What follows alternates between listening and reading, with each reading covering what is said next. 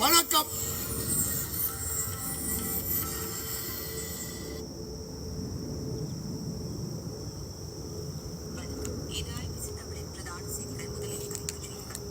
வணக்கம். நான் இப்ப என்னத்துக்கு வந்தேன், நேற்று நான் இங்க இருந்து உரை போட்டுட்டு போனேன். இங்க இருந்து உரிய போட்டுட்டு போக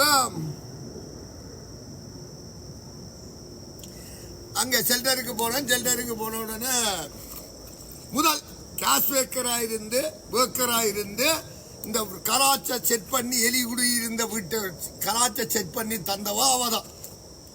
அவதான் 31ஆம் தேதி மட்டும் பொறுப்பாக இருந்து அந்த டிப்பாட்டி 31ஆம் தேதி போறேன்.